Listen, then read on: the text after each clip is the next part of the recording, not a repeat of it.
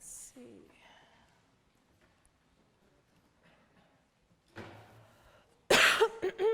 All right. Hi, everyone. Are these things on? Maybe? All right. All right. Hi, everyone. I'm really excited to be here. I remember I participated in the summer school edition 2015, I think, and I, walked away all excited and inspired and overwhelmed and all the things. So it's cool to be here again. So I'm going to talk about deep reinforcement learning 2, and in particular, the thing that we really care about in that, which is generalization. And I want to thank my colleagues and friends, Will, Tom, Andre, Diana, and Hado for some of the slide inspiration and some of the work that they've done. All right, so this is summer school, and this is DRL 2, right? So we want to talk about research that will, matter in 5 years. And in the context of DRL 2, whoever I say that to, and myself included, basically get this face, right? Because the thing is, in deep reinforcement learning, we really have no idea. This is an incredibly quickly changing field. We're constantly figuring things out and then new things out over them, and it is a very exciting time to be doing research in there. So what am I going to do in the context of this talk? I'm just going to try to focus on the problems. Sorry, I'm just closing this rebuttal that's in front of my face so that I don't have to look at it all talk. So we're going to focus on the problems, which are a little bit less likely to change than the solution methods. All right, so let's go right in. So I know you've been doing reinforcement learning for a couple days now, so hopefully you've been talking about value functions all day long. But just so my conscience is clear, I'm going to define it anyway. So the value of a state x under policy pi is the future discounted sum of rewards under that policy. And thanks to Bellman, we know that this can be recursively decomposed into this nice equation that we use all the time. And in tabular RL, this is really a lot of the story. We're trying to estimate this thing. It's really important. The problem is that the world is a big, complicated place, and finding the value for each state exactly, it's intractable, right? So we need to resort to some sort of approximation. For example, here I'm showing linear function approximation, right? Where now we have some features that are much smaller than the world. They're, of k dimensions. And the goal of the RL agent is now to learn this parameter vector, theta, and then approximate the value function through it. So what does that, let's get slightly technical for a second. What does that exactly mean? So we're going to start from our feature space, which is, all the things that are spanned by phi. We're going to compute the target for the value function, and again, thanks to Bellman, that's what that T pi stands for. And then we're going to project that target back into this feature space that we understand. Okay? And that's what we have to do in order to solve, in order to do like RL with function approximation. But then there's also this question of like, where do the features come from, right? And a lot of times we can assume that they're fixed. We can, use tile coding or radial basis functions or any of these things, but we can also try to learn them. And that's what the problem of representation learning tries to do. And then, we can learn those features, and then we can do RL on top of it, for example. That would still be RL with function approximation. But the thing that critically makes deep RL is this idea that we're learning both of these things at the same time jointly. And just to illustrate that how much more complicated that makes our problem, now when we try to project our target that we computed back onto the feature space has changed. It is now something totally different. So the ground is constantly moving under our feet. And then to zoom out, again, like what we're trying to do is we're trying to approximate things. And what is the key challenge in that? It is to generalize from things that we have seen to things that we haven't seen. And so that is the key challenge in all of this. All right, so what is generalization in RL, right? Informally in machine learning, it's like it's generalizing to unseen examples. But reinforcement learning, as we know, is a much more complicated problem setting, right? And so what is an unseen example in RL? And to answer that, let's take a look at our problem that we're trying to solve again. So here we have our MDP. Hopefully you've seen this before. And in this MDP, we might want to evaluate policies, and we also might want to find the optimal policies for that MDP. So given this problem setting, now I'm going to highlight different things that we could generalize in terms of, and then kind of just list a couple of the solution methods that try to do that. So the obvious thing is states, right? Observations. That's, you know, we're not going to see every observation. We need to extrapolate. And that is really the question of representation learning in RL, and you know, there's approaches that we know work well for that. But you know, it could also be things like rewards. Like maybe we have solved things with respect to some reward functions, and now we want to learn about other reward functions. It could be things like transitions. You know, unexpectedly there is an object in front of you, and you want your agent to be able to generalize the knowledge that it has about the world to overcome that unexpected obstacle. You know, it could be things like policies, so new tasks, or you know, evaluating different policies with respect to the same reward.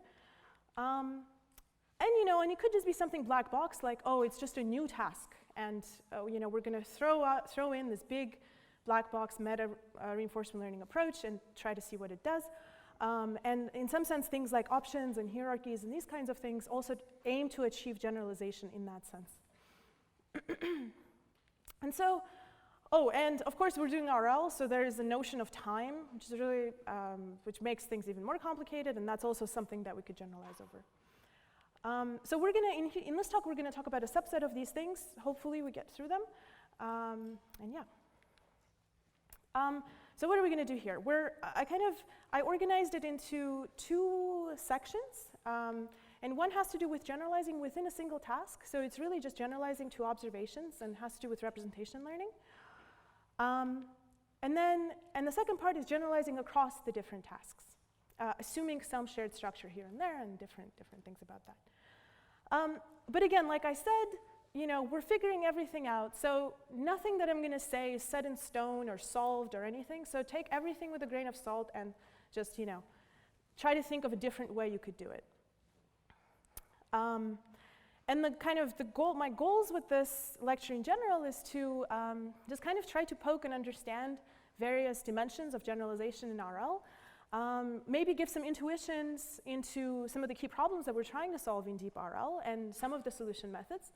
And to that end, I'm going to focus more on the principles than like analyzing empirical performance very much or specific details of the methods. All right, so let's go right in. The first part is generalizing within a task. And I'm going to talk about some things there. All right, so what does it mean, generalizing between observations? Here we have, you know, some neural network that's receiving, let's say it's pixels. And let's say we're trying to predict a value function and maybe a policy. So what is it that determines how well this thing generalizes, right?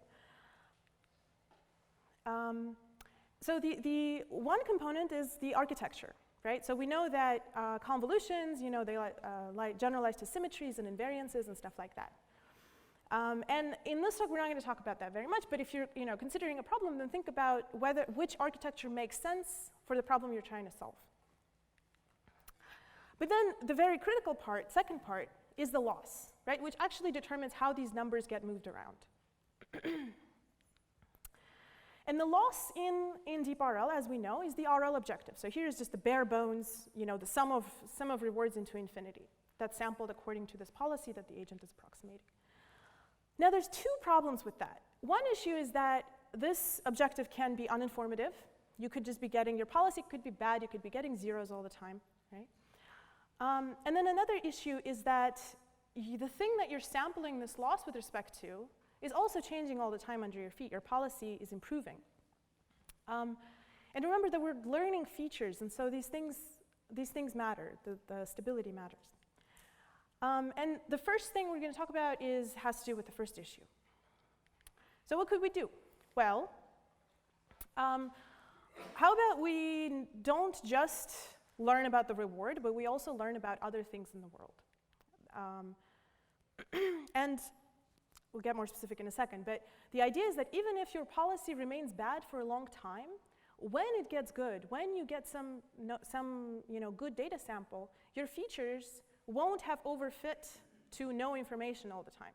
You will have some ground to stand on and to learn on. And this kind of auxiliary tasks framework often is formalized as learning values for other cumulants, so non-main task reward functions.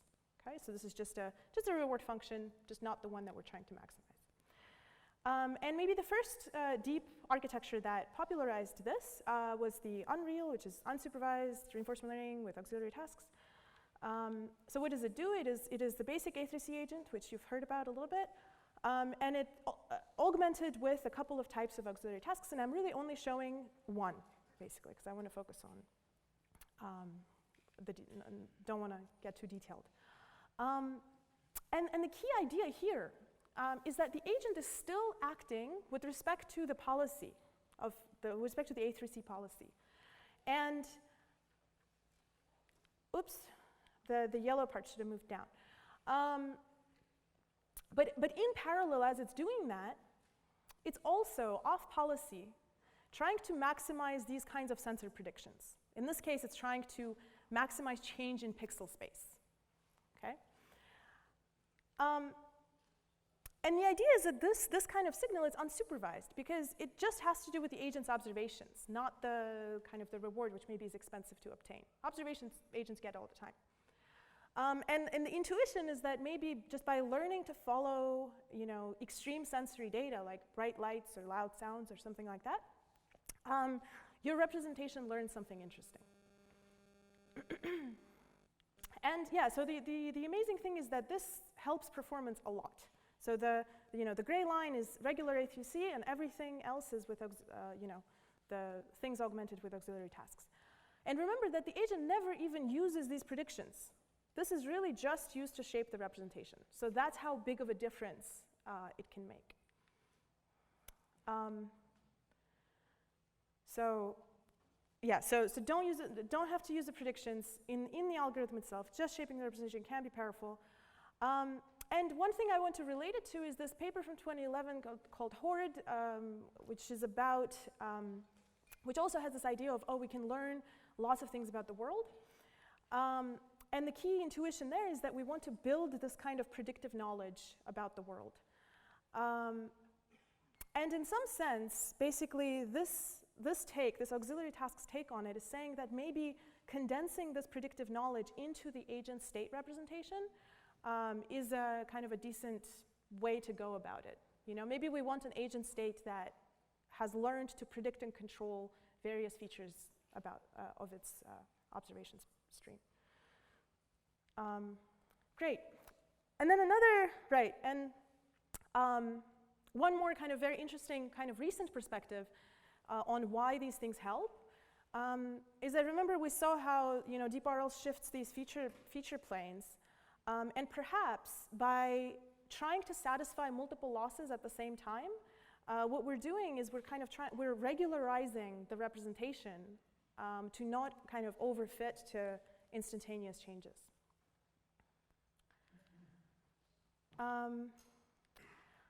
All right, so then the next thing I want to talk about, in some sense, can be said as a particular kind of auxiliary tasks. That's what it ends up boiling down to. But what it is, it's these algorithms that try to learn about many different statistics of the return and not just the mean.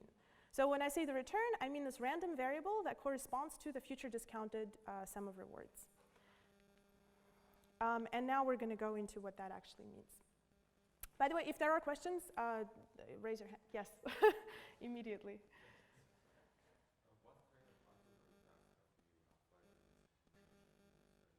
In the previous thing. So the distributional RL we're going to go into in a second, and then the previous one. So it was things like maximizing pixel change intensity and stuff like that. But in the literature, there's maybe 100 papers that do some form of auxiliary tasks, because in the end, a lot of the things, even when we learn models, a lot of times the way they end up helping is through the representation. For example, there's a recent deep MDP paper, and not so much through like acting on it. So what you're trying to do is to turn your inference model to be just maybe invariance to like the things that you don't want, like unsupervised learning or self-supervision, this kind of thing. Yeah. Not really related to the policy you're optimizing. You can just think of it as a separate problem. So if you have a good state space, then you're going to have an easier time to learn better policy.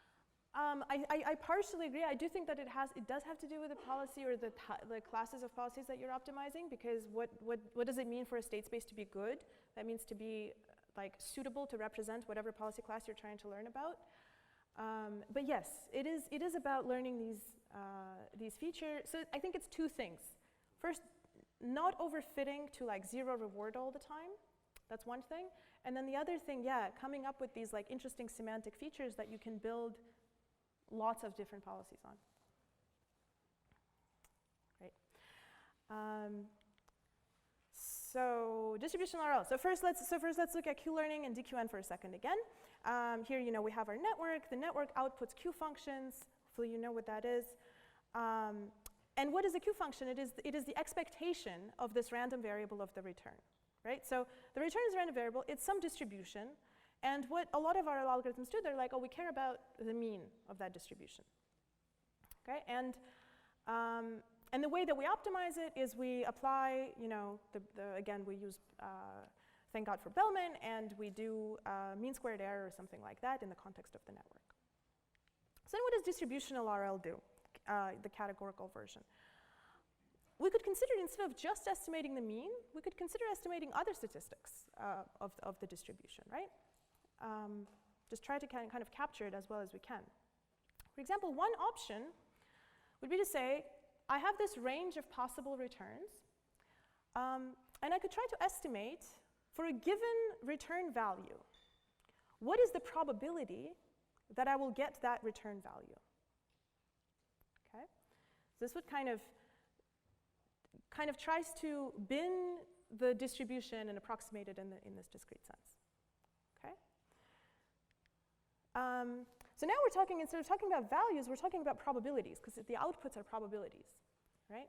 So then the loss, instead of being like something like mean squared error, it's now something like KL, or something that's suitable for comparing distributions. And what is our target in that case? And again, we're going to appeal to Bellman, and turns out that you can have this kind of Bellman equation in the space of the random variable that corresponds to the return.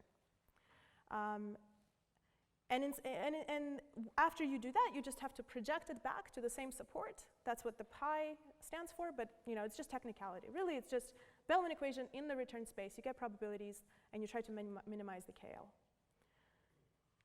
So it's a categorical version, but you could think of other things. For example, you could consider the inverse problem.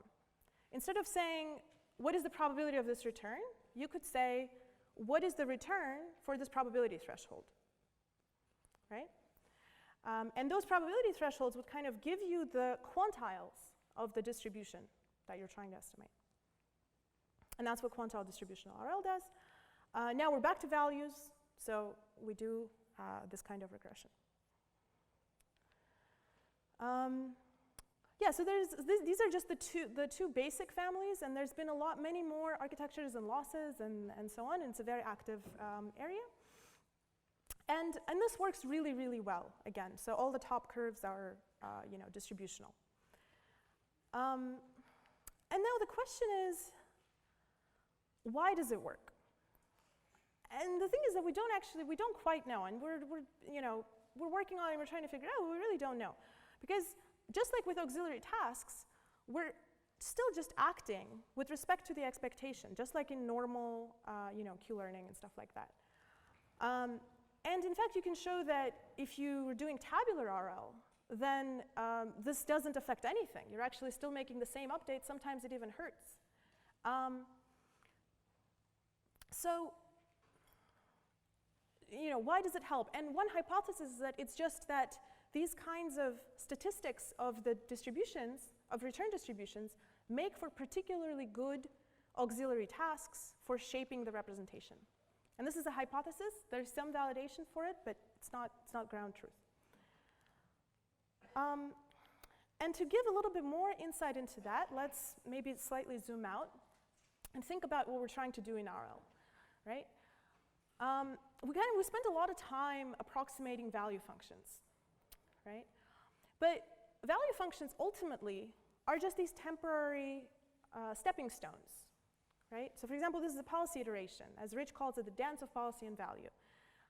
You have a value, you improve it, you get a new policy, you get a new value, and so on. You don't really care to represent these intermediate value functions kind of as precisely as you can. You don't want to get your features to be about these intermediate value functions. And so in deep RL, this dance can be particularly unstable because remember, like every new policy wants a new set of features. And so there's this risk that your features will overfit to something in the middle, and then you will actually be just unable to learn the future optimal policy. So there's this notion that maybe we need to actually generalize across time as well as across kind of space. And perhaps auxiliary tasks are something that help us do that. So this is actually from a very recent preprint that is still in submission. So this notion of the value improvement path, and people have shown that value functions live, it doesn't matter. Value functions live in some space. Okay, that's what the triangle is. And for a given optimal policy, there's a certain path of the values that they're going to take. And basically the question is, how well can the current representation fit this future optimal values? If you're just predicting the value function at the current time step, then the representation can be arbitrarily bad. You could, for example, memorize. Your features could just exactly memorize every value you could want, and that's obviously not useful. That's overfitting. In some sense, auxiliary tasks help this because they give you just more things that the representation tries to satisfy. But depending on the choice, this could be arbitrarily well aligned with your value improvement path. Somewhat subtly, if you were to evaluate these auxiliary tasks with respect to the reward that you care about, you would at least be in the polytope, like in the value function space that you're trying to work with. And so then maybe you would be better aligned, actually. You could also do things like try to explicitly keep your representation to fit the past policies and not let it get too specific, and that could also work. And then basically turns out, what the author shows, it turns out that distributional RL might be estimating just implicitly statistics that are naturally well aligned with this value improvement path. And here is a plot of the generalization error with respect to time. Okay, so past and future. And then the performance. And the thing to notice is that the lower the generalization error in time, the higher the performance, the thing that we actually measure. And so that kind of validates this hypothesis that it's important. And then the distributional version seems to do better than the others. Cool, so what did we talk about?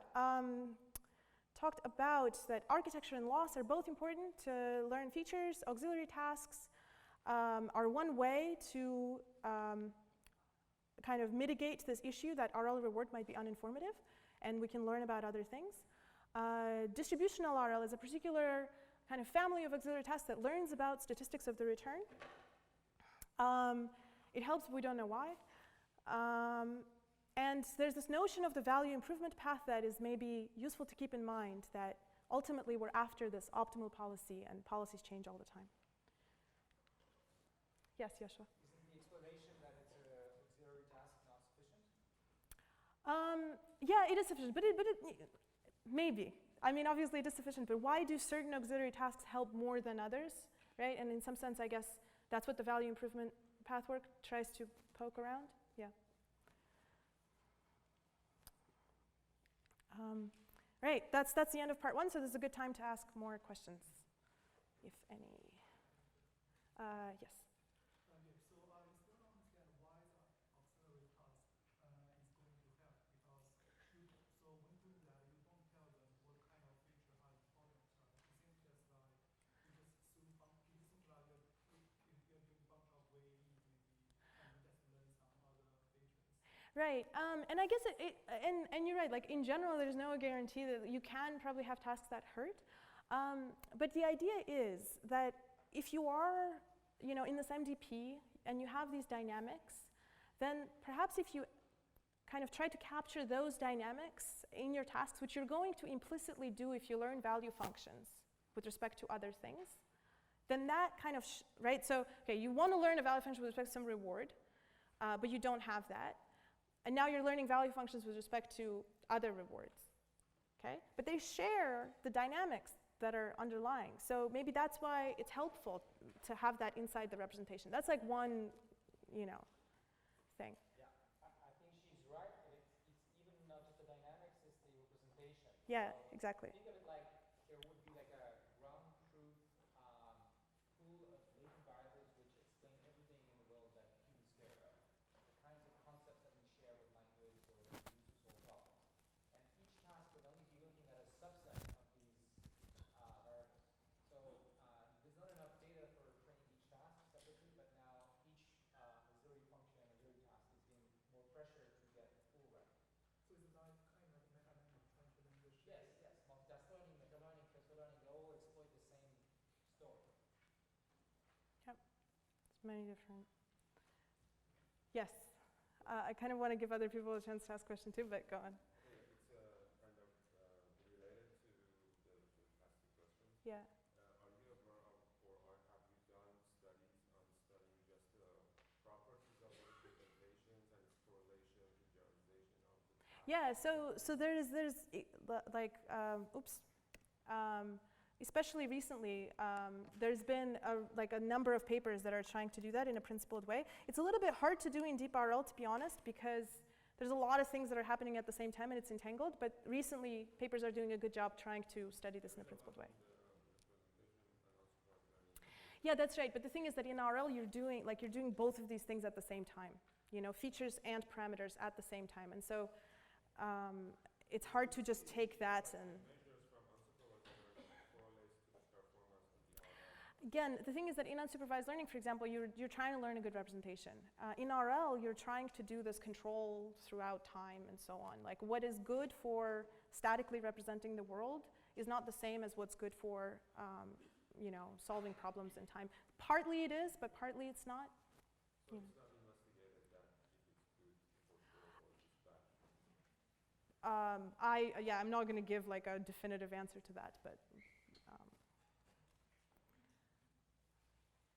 any more questions? Yep. I was trying to see the relationship, the relationship between auxiliary tasks and distribution RL. Yeah. So the thought process is mostly one is maximizing the expected reward, and as we move to auxiliary tasks, are we learning more moments of the distribution, and that's how the distribution. I'm just start thinking about it. So the question is, how does distributional RL relate to auxiliary tasks?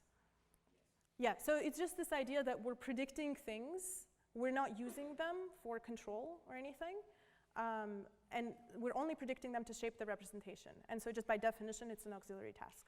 But it's a specific one that has that structure where it's trying to understand the statistics of the distribution of the returns. So there's nothing like very deep about that. It's just... Well, there is something connected to what you said earlier in the sense that if you were to capture the full dynamics, the joint distribution of everything in the past, the future, and so on, you would have the full distribution and you could understand how the world works.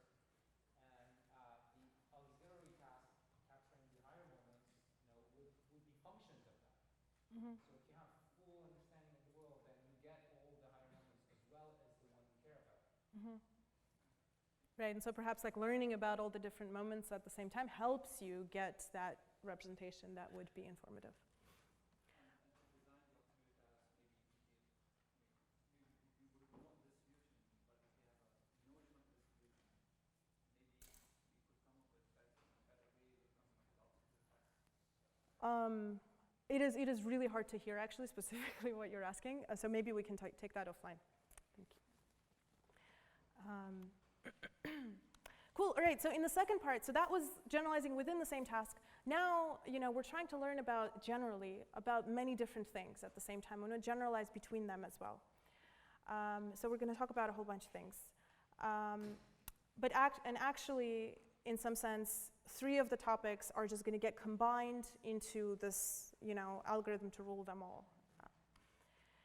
So first, let's kind of go back to a zone that is very comfortable and fun, and that's tabular RL, and let's talk about the successive representation. So here we have the value function, and here we have another value function. Okay.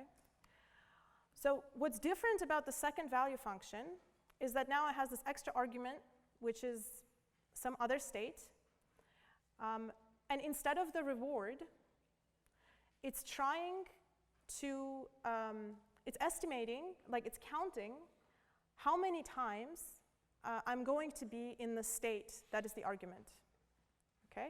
So what this thing measures is basically how much time am I expected to spend in the state x prime, given that I've started in x and a and I'm following policy pi, okay? So that is the successive representation.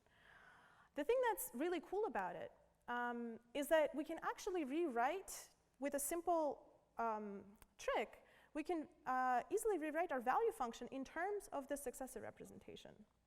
And it shouldn't be too surprising because, one thing says, how much time do I spend in x prime? The other thing says, how much reward do I get in x prime? And then we're summing over all the possible x primes, right? So that's the value. Well, that's neat, but then the thing that makes it really important is that the successive representation is actually reward independent. It doesn't care about what rewards you're trying to solve with respect to. And in fact, it can be used for free. You can immediately evaluate any reward accurately, basically. Yeah, so that's great. It's very convenient. And so the problem that the successive representation is trying to solve is to quickly evaluate new reward functions with respect to the same policy. This is all doing policy evaluation. All right, so that was for the tabular case. It's a little bit tricky, actually, to extend it immediately to the function approximation case, but luckily, recently people have done that, and that's what successive features try to do. The thing that they've had to do, yes? You said you get the value of any cumulative? What do you mean by that? Sorry? On the last slide, you said you get the value of any. Yeah, so cumulant is just a way to say arbitrary reward functions. So how does S help with that? Because if you have S, and you have like whosever value you want to get, you just linearly combine them, right? So this is just taking S pi transpose times R. And then you immediately have the value function. In order to extend that to function approximation, we do have to make assumptions, and basically the assumptions that we're going to work with is that the reward function is a linear combination of some reward features and some reward weights. Okay, and then under that assumption, we can pretty easily, right, so this is just substituting the thing, and then because this thing is linear, and the expectations are linear, we can actually take the weights W to the outside of the expectation. Okay, so it is very important that this thing is linear because otherwise you can't commute, right? Otherwise W will have to stay inside. So let's see what that does. So now this expectation is the expected cumulative kind of reward features from XA under policy pi. It's a little bit different. It's not state visitations. Now it's features, all the features. And we're going to call that psi, and we're going to and those are going to be successor features. And just like with the rewards, now if we have psi, then we can instantly evaluate any reward parameters W. And so it's solving obviously the same problem as the successive representation, but now instead of the reward function precisely, we're working in terms of the reward parameters or weights. So how would we go about learning these things, right? So things are not exact, we're approximating everything. Well, now we have two things to learn, and the weights W, we can just, that's kind of easy actually, because we can learn it by regression using the fact that we want to represent this reward function via that linear combination. And then psi, once again, it's a value function at the end of the day, and so we can learn it with the Bellman equation. And then, of course, there's the question of what are the features phi, and you can learn them as well as part of this regression problem. But usually, people assume that they're given and they're kind of task descriptor type of features.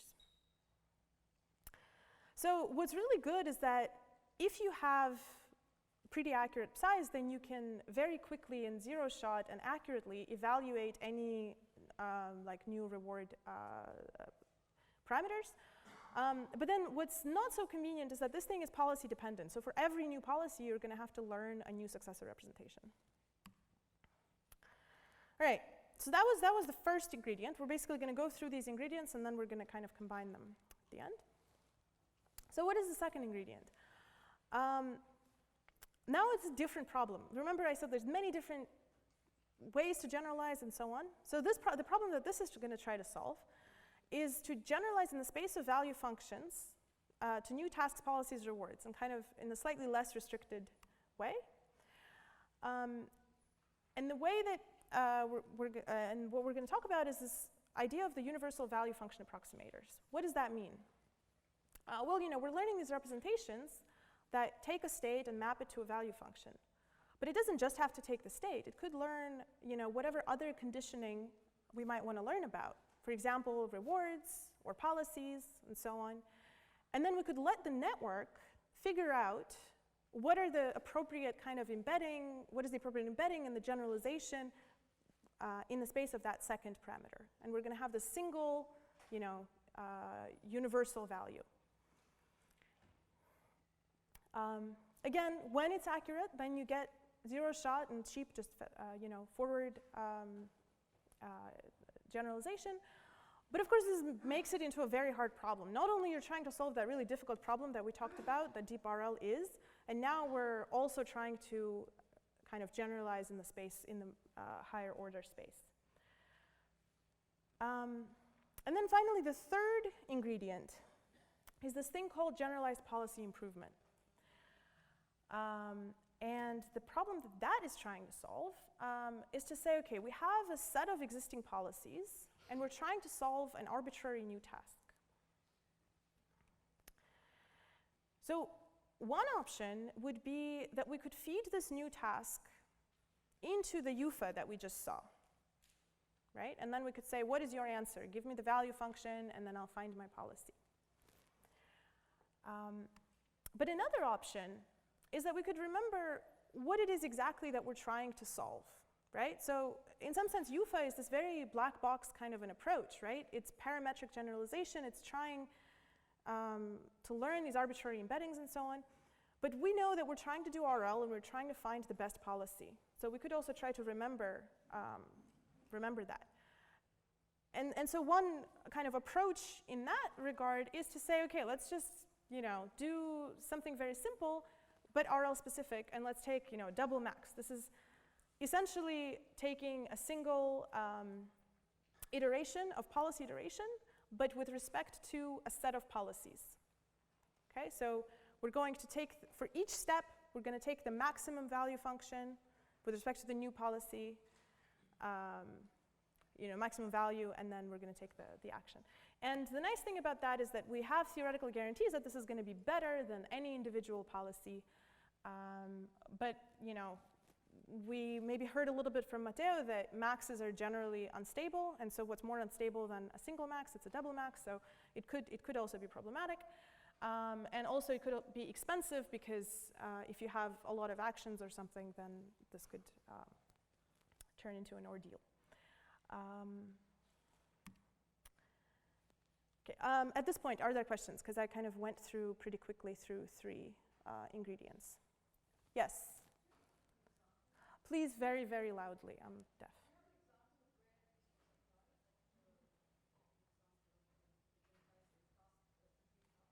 Sorry?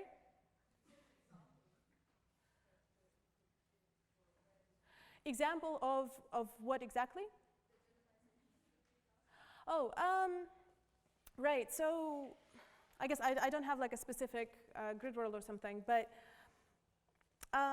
so imagine you are in a grid world, right? And you're trying to go to a goal. And you found the policy to go to that goal. But then imagine that now your goal has changed, or you want to go to a different goal, and then another goal, right? So this is all a set of tasks that share certain structure, and in this case it's the dynamics. And it would be great if we could kind of learn a shared representation for all of that. So then when we learn about 5 different goals, then we could immediately generalize to the 6th goal, right? That seems like something that's not unreasonable to ask. Does that make sense? Great. Any more questions? Great. Okay, so just very briefly, let's see what the kind of the relationship between UFAs and successor features. So under this assumption of linearity of the reward, successor features give free and accurate generalization to new reward weights. And remember, this is under the fixed policy, it's evaluation. And how is that different?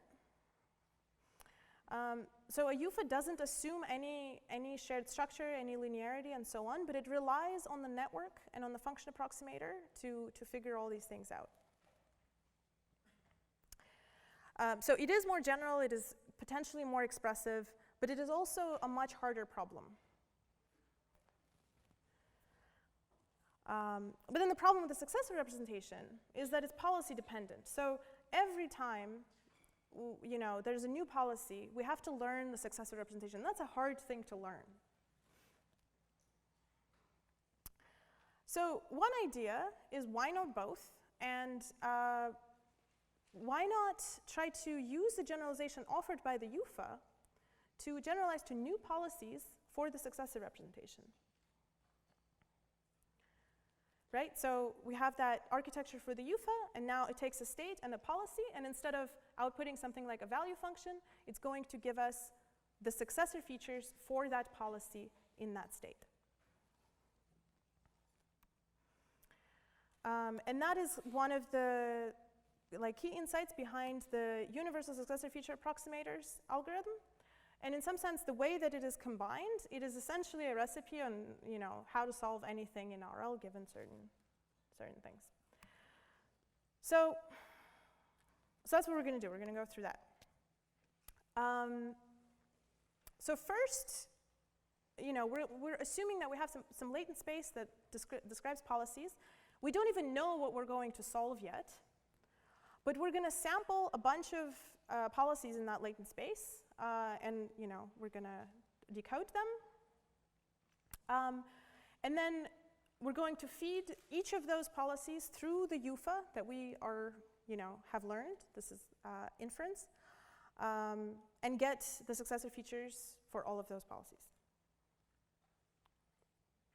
So then the second step, given the successor feature for each policy, we're going to get and given the new reward weights, right? So we just got this new vector W, and we want to know how to act optimally with respect to it. Now we're going to take all these kind of uninformed successor features that we got, and we're going to one-shot or zero-shot evaluate it with respect to W, using the theory that we have developed. And then in the third step, so now what do we have? Now we have a bunch of value functions, okay? And from those value functions, we can use this idea of generalized policy iteration, and we can online recombine them and get this policy that is suitable for the task W. And that is the recipe, right? So it's kind of cool. We're sampling just an uninformed set of policies, and then for any new reward, we're able to give it a policy that will be somewhat provably decent. And the interesting thing here is that there's two types of generalization going on, right? So the first two components are this parametric generalization that use the network and maybe use the structure of successor features. And then the third type is this RL style recomposition type of a generalization.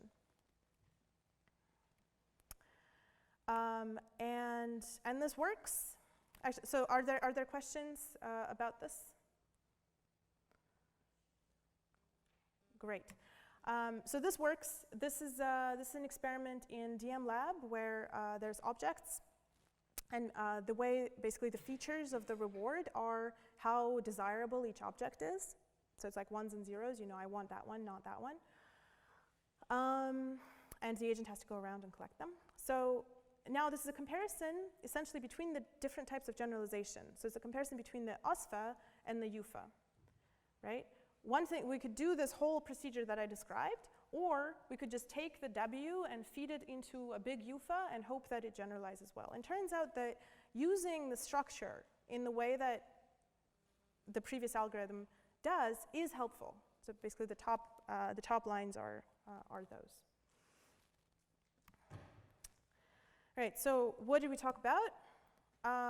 We talked about the successor representation, which is the future expected state visitations, and it was trying to solve this problem of quick policy evaluation. Then we talked about successor features, which is the successor representation, but in the continuous case under this reward linearity assumption, trying to solve the same problems with respect to some reward parameters.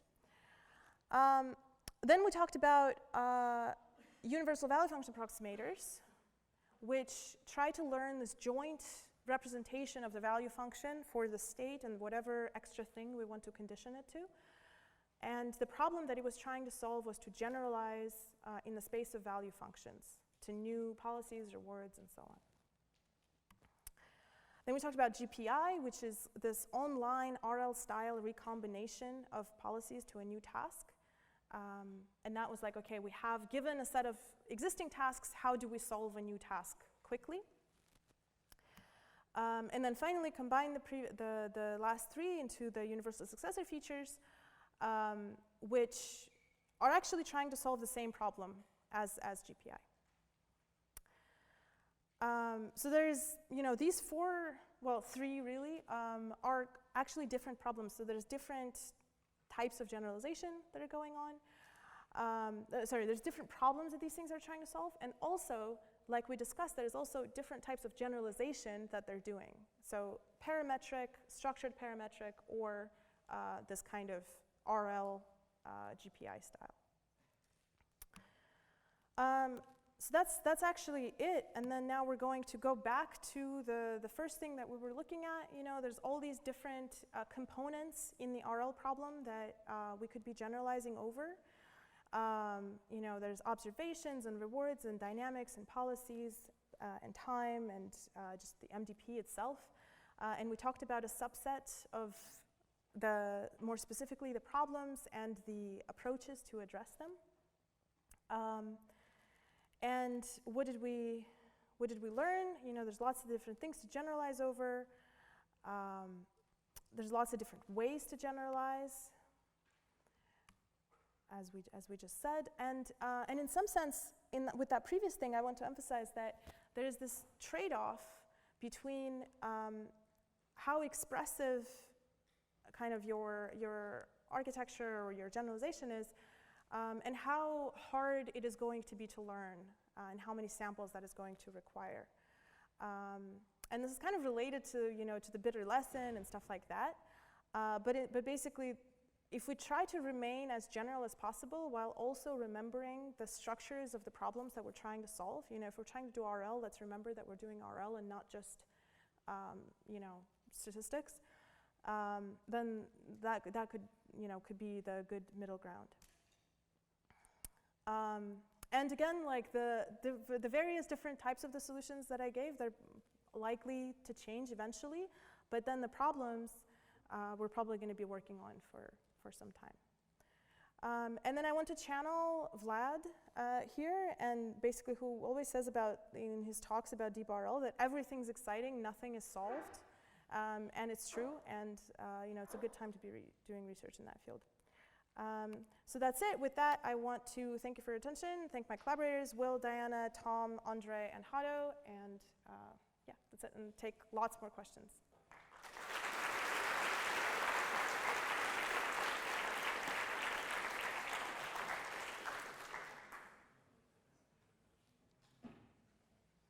Yeah.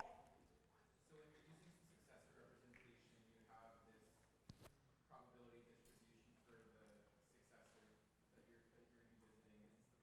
Are you getting that from rollouts, from a model? How are you getting that? Let me spend like 5 minutes going back to that.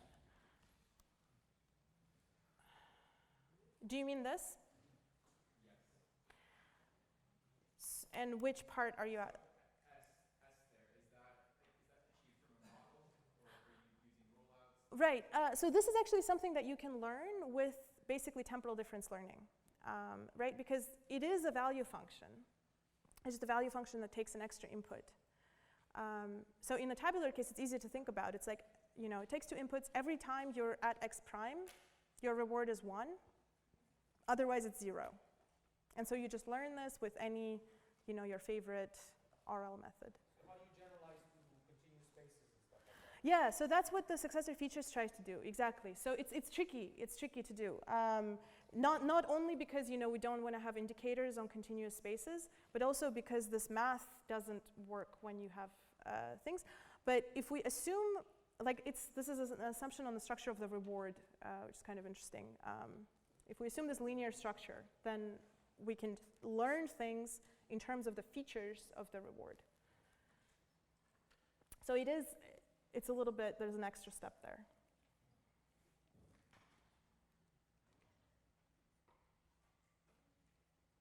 Any more? Yeah. So when it goes to the navigation, so when it goes to neuroscience, you have a good amount of knowledge that how an animal does some neuronal computation to close the space and navigate for food or reward. Is that something that helps you or your community that when you implement in the deep neural network?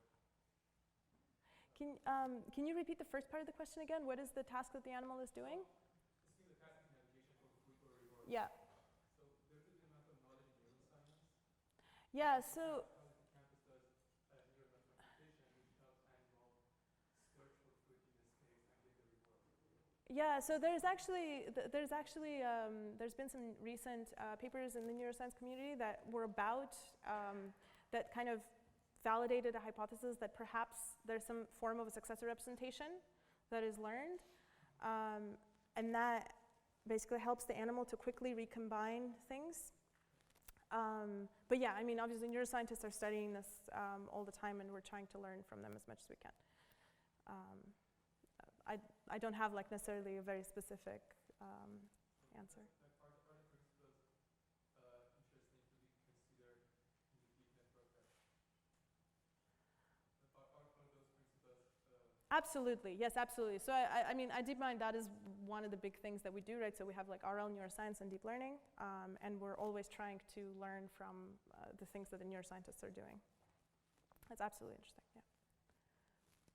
Yep, more, I think I saw a hand somewhere.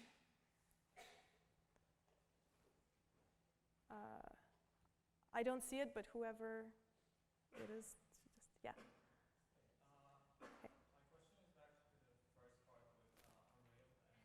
Yeah. So when you have several tasks, you can you're evaluating with the distributional RL, you're evaluating a test, and then you have a loss you're doing that. Mm-hmm. But for the first one with the unsupervised, how are you evaluating what happens with that auxiliary task, and how So you mean how do you get the losses for these auxiliary tasks? Yeah, so that's a good question. Basically, we have to use off-policy learning a lot of times for regular auxiliary tasks, right? So if you're trying to learn, or if you're trying to maximize the values for some other cumulant, then you have to be off-policy, right? And that's something that we do know how to do, ish.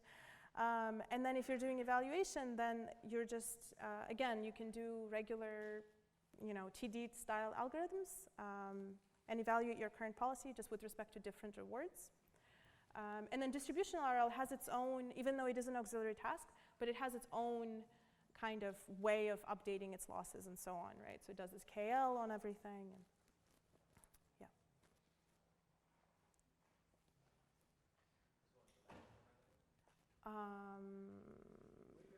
Why am I not seeing anything? Yes. In generalization across tasks, is there a notion of similarity between tasks? Like, if they are not very similar, like what is the error we are always seeing? Yeah, that is a good question. I think, so the way that I've talked about it in the talk, you assume that some parts of the MDP are shared and some parts are not. And then you're trying to generalize in that space. But you don't look at, oh, how similar are these two reward functions? In some sense, when we're embedding these things into the network, we hope that it will figure out, what's similar and what's not. But even then, in some sense, perhaps it's still important to think about that because we can't expect to transfer from one arbitrary task to any other arbitrary task. Like there has to be something that's shared. And it's same with off-policy learning. We can't learn from arbitrarily different policies. Yeah. I'm not able to connect distributions that learn to the features that learn through time. So is there still are you learning these features through time and the dynamics? You mean features through time like in the value improvement path stuff? No, or? the distribution part. What do you mean features through time? Like you said in the beginning that you want to ideally learn these features that they encode notion of time. Not necessarily that they encode. Right, so no, not necessarily encode the notion of time, but more like are able, so that is related to the value improvement path. That's at least what I was trying to say. Is that they're related to, they generalize to your future. That's what we want. So we don't want to overfit to the current value function and want to have our representation as well suited as possible to represent the ultimate target policy. And there's this hypothesis that distributional RL, by always learning return statistics, does something like by simulation and is able to do that.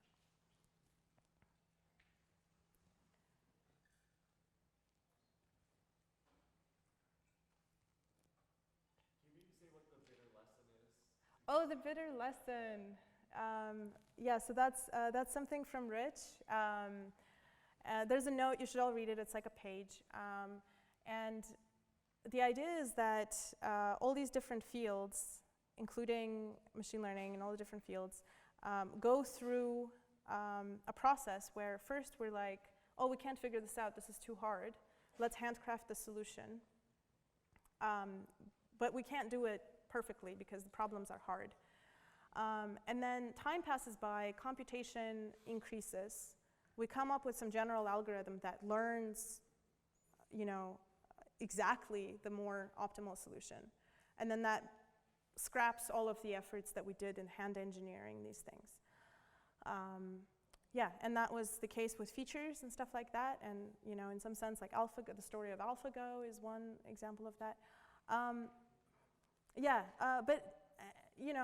And so then there's the question of how general you want to be versus how much progress you can make at at this time, before the heat death of the universe kind of thing.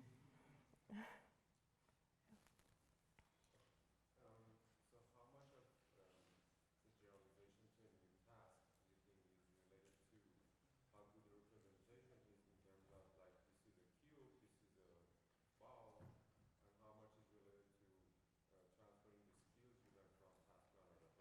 Oh, that is a great question. That is a great question. It's dear to my heart because I worked on options quite a bit. I think it's related to both, right? And I did include hierarchies in like kind of this generic generalization to new tasks that we don't know much about. Yeah, but they are, you know, there's temporal abstraction, which is that skills idea, and then there is this state abstraction, and we do need both.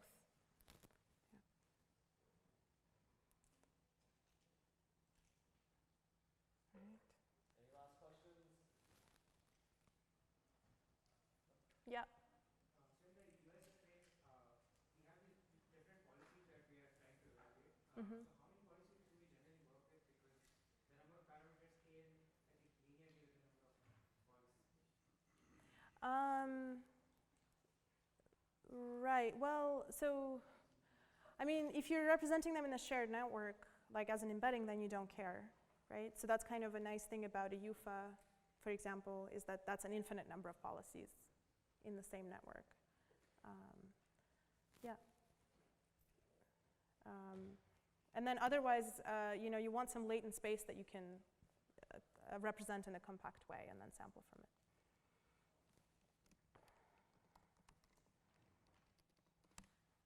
All right.